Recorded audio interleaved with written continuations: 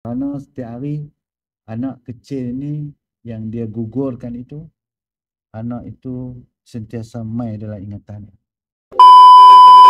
Yang kita nak kena bagi sama. So dia bagi pembangunan ini pembangunan yang sama dari segi material dan dari segi pembangunan insan.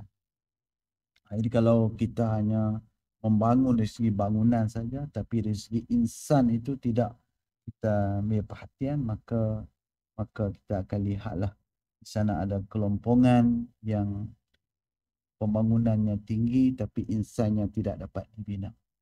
Jadi alhamdulillah di bawah Fellow Datuk Zahid Shah ini ada banyak program yang dilaksanakan yang mungkin lama lah. Pada zaman saya duduk dalam pembangunan insan dulu ni, memang camp-camp ini banyak kita buat.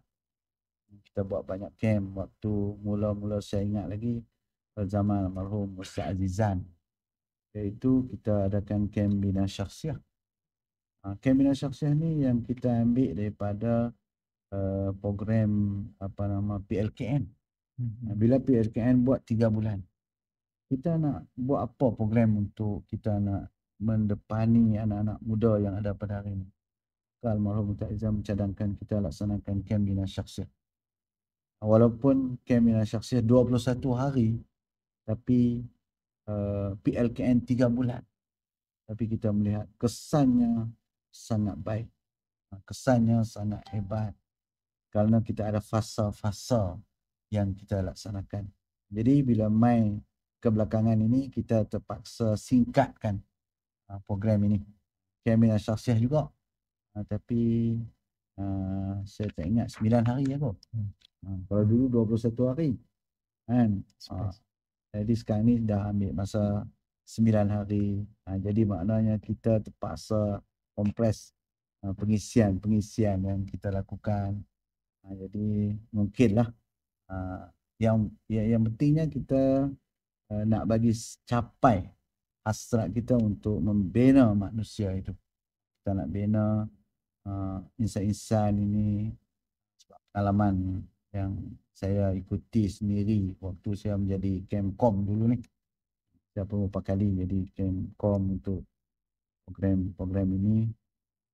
Ada pelajar-pelajar yang mai dalam program ini. Ada seorang tu pelajar daripada Perlis. Mai daripada Perlis tu, Masya Allah. Mak ayah dia hantar awai sari daripada program. Kita pun heran bersepa hantar awai sari. Di sana rupanya anak dia ni ada masalah. Kita pun okeylah, tak apa, duduk dengan kita selama 21 hari.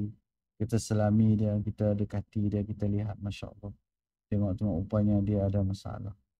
Iaitu dia pernah mengandung luar nikah dan setiap hari dia makan Panadol 12 biji setiap hari dengan Coca-Cola untuk dia nak lupa apa yang dia lakukan itu.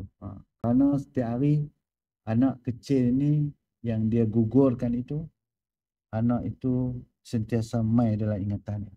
Jadi dia nak lupa, dia kena makan Panadol. Jadi alhamdulillah setelah 21 hari duduk dengan kita, lepas habis program kita pun tanya dekat mak dia macam mana. Dia kata alhamdulillah Ustaz, anak kami dah boleh masuk universiti.